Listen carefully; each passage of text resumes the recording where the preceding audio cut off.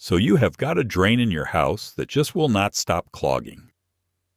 Maybe it is the kitchen sink that backs up every couple of months no matter what you do.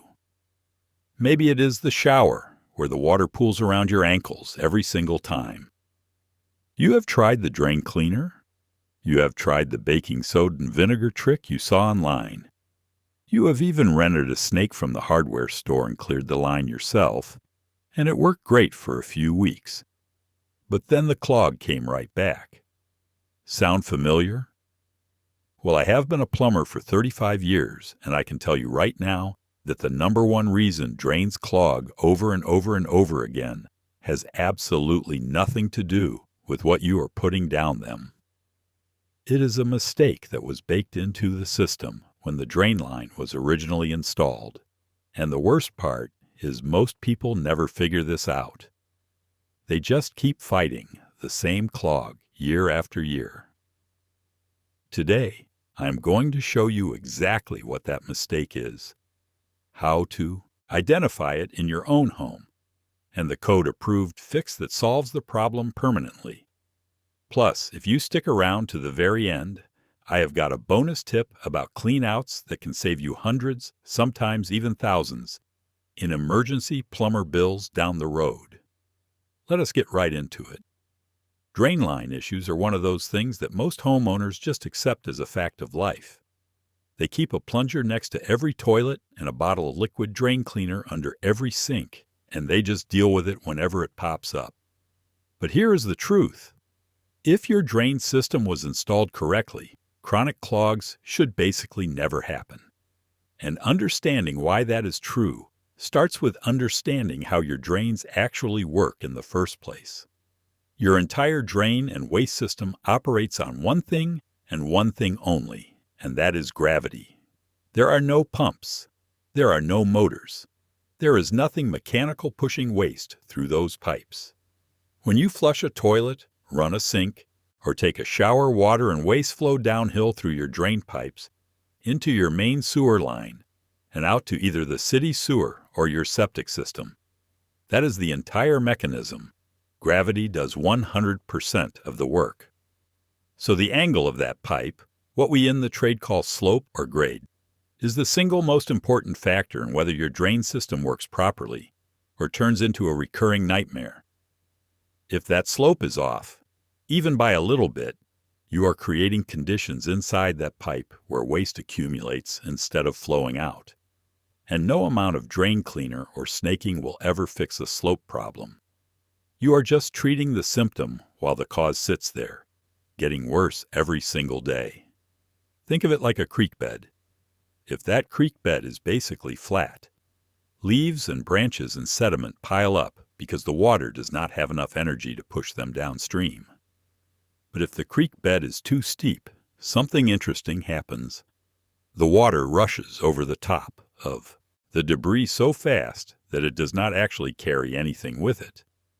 Your drain pipes behave the exact same way, and that balance between too flat and too steep is what the entire plumbing code is built around. So let me show you what this number one mistake actually looks like and why it wrecks your drains. The mistake is improper slope on the drain line. That means the pipe either has too little fall, too much fall, or it has what we call a belly, which is a low spot where the pipe sags or dips down and creates a pocket that traps waste. And the reason this mistake is so dangerous is because it does not show up right away. A drain line with bad slope works fine when it is brand new. There is nothing inside the pipe to cause problems yet.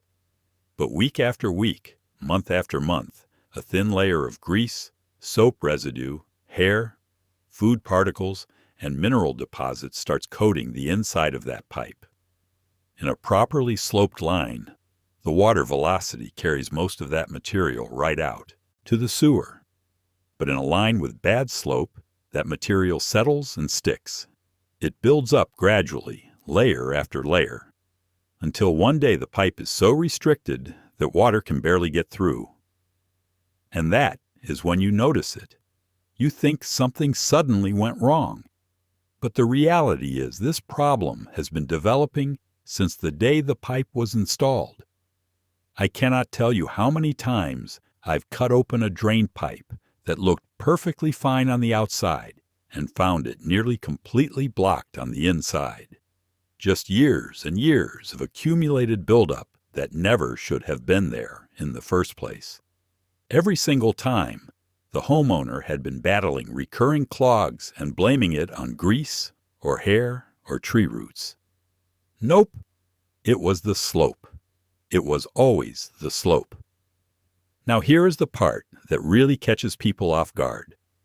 I need to explain why too much slope is just as bad as too little. Because almost everybody assumes that steeper is better. More angle means faster flow means cleaner pipes, right? That seems logical, but it is dead wrong. When a pipe does not have enough slope, the problem is obvious. Water moves too slowly, waste settles to the bottom, and buildup accumulates. I see this constantly in basement bathrooms, home additions, and any situation where someone ran a long drain line without giving it adequate fall. But when a pipe has too much slope, something counterintuitive happens. The water rushes through so fast that it outruns the solid waste. The liquids are gone in a flash, and the solids are just sitting there in the pipe with nothing behind them to push them along. Picture pouring a bucket of water down a steep water slide with a ball sitting on it. The water blasts right past the ball, and the ball barely moves because the water cannot get underneath it to actually carry it forward.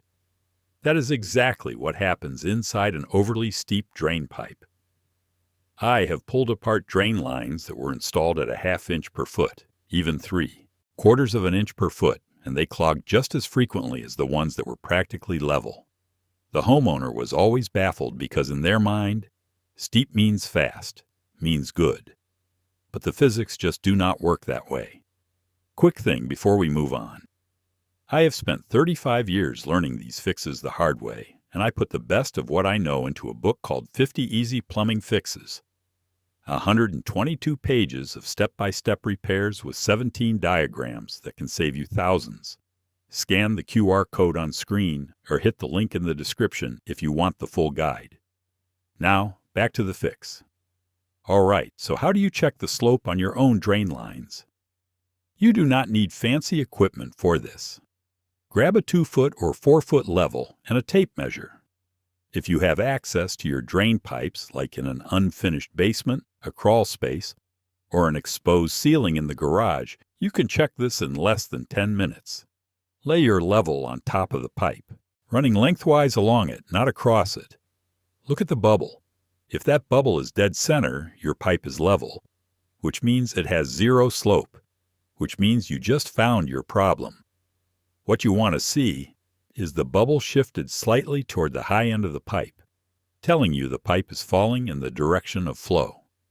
For a precise measurement, here is what you do. The code requirement for residential drain lines, and this covers 1.5 inch pipe, 2 inch pipe, 3 inch pipe, and 4 inch pipe, is a minimum slope of 1/4 inch of drop for every 1 foot of horizontal run. So if you have a 10-foot section of pipe, the low end should be 2.5 inches lower than the high end. A 16-foot run needs 4 inches of total drop. The math is dead simple. To measure it accurately, set your level on the pipe and use your tape measure to check the gap between the bottom of the level and the top of the pipe at the downstream end. If you want to make this even easier, pick up a digital level.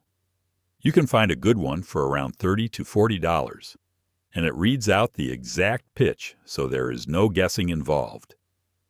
Best tool purchase I have made in the last 10 years, no question. Now while you are down there, run your hand along the underside of every horizontal pipe run and feel for bellies. A belly is a sag between support points where the pipe dips down and then comes back up. Even a tiny belly, just a 1/4 inch, creates a low spot where water and waste collect. Over time, that low spot becomes a clog factory. Bellies happen when pipe hangers are spaced too far apart, when hangers loosen over time, or when the pipe was not supported properly during installation. If your drain pipes are buried under a slab are hidden behind finished walls, you obviously cannot inspect them visually. In that situation, have a plumber run a camera through the line.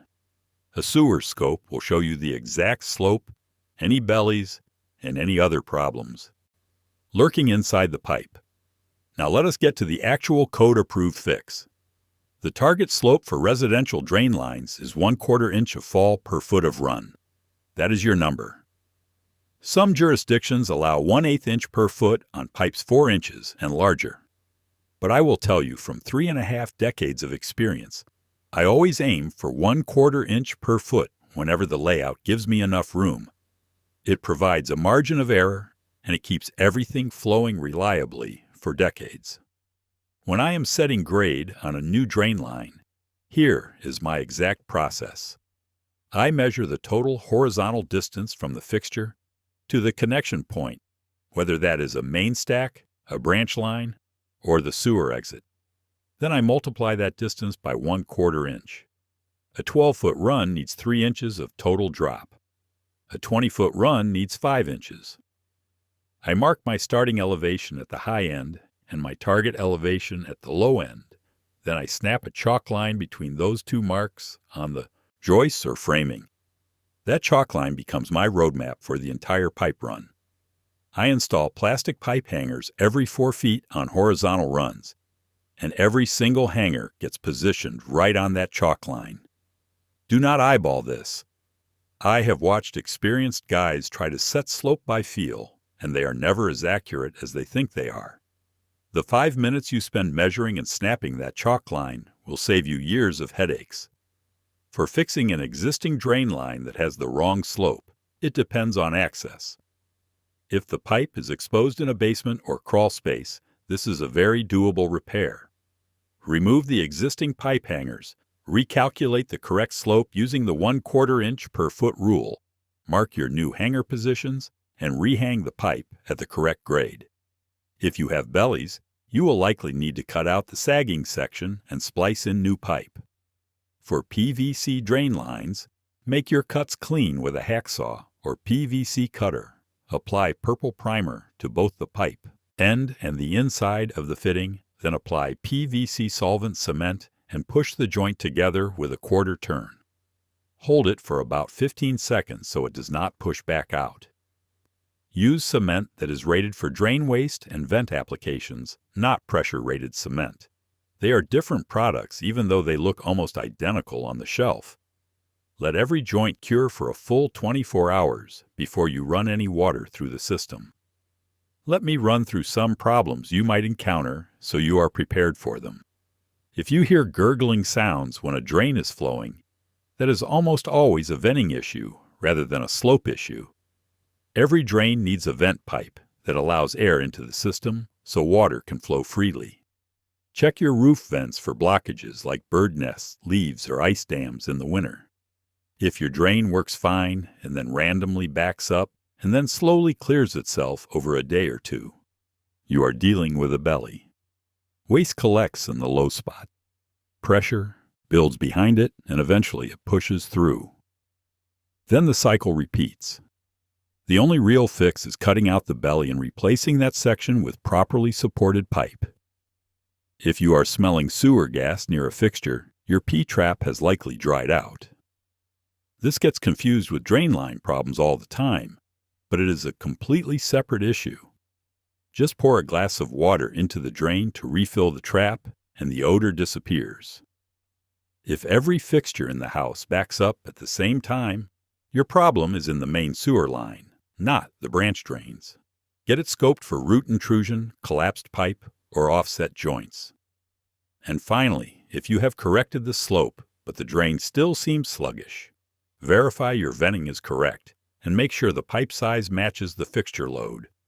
A 2-inch drain handles significantly fewer fixtures than a 3-inch, and overloading a small pipe causes slow drainage, even with perfect slope. Here's the bonus tip I mentioned at the beginning, and this one pays for itself over and over again. Anytime you are doing drain work, install cleanouts. A cleanout is a Y fitting with a removable threaded plug that gives you direct access into the drain line for clearing blockages. Code requires them in certain locations, but I add them everywhere I possibly can. I install one at every change of direction, one where branch lines connect to the main, and one at least every 50 feet on long horizontal runs. Here is why this is such a big deal financially. When a clog happens and there is a clean out nearby, you or a plumber can clear it in 5 or 10 minutes with a hand snake or even a garden hose with a pressure nozzle. Without a clean out, the plumber has to pull a toilet off the flange, go through a roof vent, or cut into the pipe, and that turns a $150 service call into a $400 or $500 job. A PVC clean-out fitting runs about $3 to $4. Install 5 or 6 of them throughout your system, and you have spent less than $25 on insurance that will save you a fortune over the life of your home. Thanks for sticking around. If you want all of these fixes and more in one place, grab my book, 50 Easy Plumbing Fixes. The link is in the description, or visit marksilverbridge.shop. Subscribe for more, and I will catch you in the next one.